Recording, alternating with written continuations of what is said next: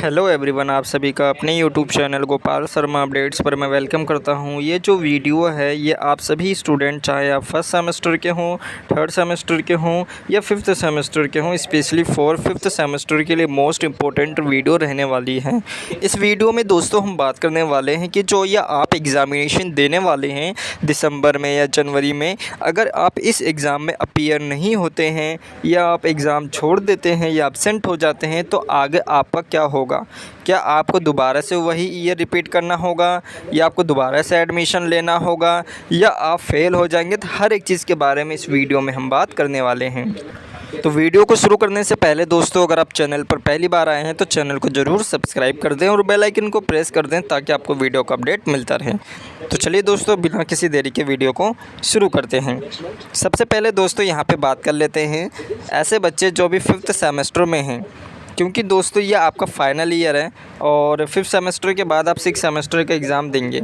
अब ये यहाँ पे दो कैटेगरी के ऐसे बच्चे होंगे जो ये सोचेंगे कि उनको फोर्थ ईयर कंटिन्यू करना है या नहीं करना है। जो स्पेशली करेंगे तो उनके पास एक और चांस रहेगा एग्ज़ाम देने के लिए। लेकिन जो ऐसे बच्चे हैं जो केवल थर्ड ईयर कंप्लीट करके अपनी ग्रेजुएशन की केवल डिग्री लेना चाहते हैं, उसके बाद फोर्थ ईयर कंटिन्यू नहीं करना चाहते हैं, तो उन सभी के लिए एक इम्पोर्टेंट अपडेट या इन्फो यही है कि आप सभी लोग अपने फिफ्थ सेमेस्टर और सिक्स सेमेस्टर के किसी भी सब्जेक्ट में फ़ेल ना होएं, किसी भी सब्जेक्ट में एब्सेंट ना होएं। क्योंकि दोस्तों अगर आप किसी भी सब्जेक्ट में एब्सेंट हुए या फेल हो गए तो आपको दोबारा से फिर जो है उस सब्जेक्ट का एग्ज़ामिनेशन देना होगा और एक साल फिर आपका यहाँ पे वो जो है आपको वेट करना होगा उस एग्ज़ामिनेशन के लिए।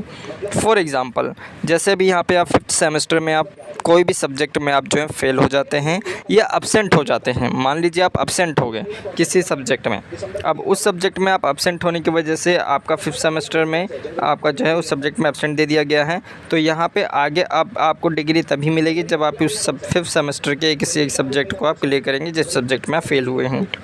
अब यहाँ पे अब आप अभी नवंबर दिसंबर जनवरी में एग्ज़ामिनेशन देंगे फिफ्थ सेमेस्टर का, और इसका जो एग्ज़ाम होगा फिफ्थ सेमेस्टर का वो आपका होगा दिसंबर 2026 में। तो यहाँ पे आपका जो है पूरा एक साल अभी आपको रुकना पड़ सकता है अगर आप फिफ्थ सेमेस्टर या सिक्स सेमेस्टर में आप किसी भी सेमेस्टर में फ़ेल या एब्सेंट होते हैं। सेम अगर आप सिक्स सेमेस्टर के किसी सब्जेक्ट में फ़ेल या एब्सेंट होते हैं तो जो इसका एग्ज़ामिनेशन होगा सिक्स सेमेस्टर का जो आप मई जून 2026 में देंगे, उसका एग्ज़ाम होगा मई जून 2027 में। तो यहाँ पे आप सभी के लिए जो है एक साल, अगर आप अच्छी तरह से एग्ज़ाम क्लियर कर लेते हैं तो वो एक साल आपका बच जाएगा। अगर आप उस सब्जेक्ट में फ़ेल या एब्सेंट हो जाते हैं तो फिर एक साल यहाँ पे आपका बेकार जाएगा। कोशिश यही करें कि आप किसी भी सब्जेक्ट में फ़ेल या एब्सेंट ना हों। अब बात कर लेते हैं थर्ड सेमेस्टर और फर्स्ट सेमेस्टर वालों के लिए, स्पेशली जिन्होंने अभी एडमिशन लिया है 2025 में फर्स्ट सेमेस्टर में, उनको इतनी कोई प्रॉब्लम नहीं आएगी क्योंकि आपका ये फर्स्ट टाइम है, आप एग्ज़ामिनेशन देंगे। मोस्टली बच्चे तो ज़्यादातर पास हो जाते हैं फर्स्ट सेमेस्टर या फर्स्ट ईयर में, क्योंकि उनका न्यू एक्सपीरियंस रहता है, हाई जोश में लेते हैं किस तरह के पेपर आएगा, इस तरह का आंसर लिख के लाएंगे तो किसी ना किसी तरह पास हो जाते हैं, उनको इतनी डरने की बात नहीं है। लेकिन मान लीजिए अगर आप किसी फर्स्ट सेमेस्टर के किसी भी सब्जेक्ट में आप फेल या एब्सेंट होते हैं तो इसका जो एग्ज़ामिनेशन देंगे दोस्तों आप वो थर्ड सेमेस्टर के साथ देंगे। और जो थर्ड सेमेस्टर का एग्ज़ाम होगा आप वाला जिन्होंने 2025 में एडमिशन लिया है, उनका एग्ज़ाम दिसंबर 2026 में होगा।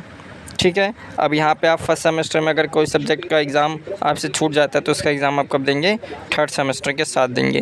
अब मान लीजिए आप सभी लोग थर्ड सेमेस्टर में गए, थर्ड सेमेस्टर में जाने के बाद आप किसी एक सब्जेक्ट, चाहे वो फर्स्ट सेमेस्टर का हो, थर्ड सेमेस्टर का हो, किसी भी एक सब्जेक्ट या दो सब्जेक्ट में आप रह जाते हैं तो उस थर्ड सेमेस्टर का एग्ज़ामिनेशन आप फिफ्थ सेमेस्टर के साथ देंगे जो कि आपका 2027 में होगा। तो यहाँ पे ये ऑड वाला सिस्टम चलता है, जैसे अगर आप किसी फर्स्ट सेमेस्टर में फ़ेल हुए तो उसका एग्ज़ाम थर्ड सेमेस्टर के साथ देंगे।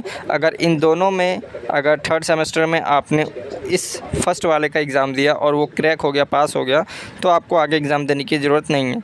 लेकिन मान लीजिए फिर भी आपका थर्ड सेमेस्टर में आपने एग्ज़ाम दिया, वो बैक क्लियर नहीं हुई, तो उसका एग्ज़ामिनेशन आप फिफ्थ सेमेस्टर के साथ देंगे।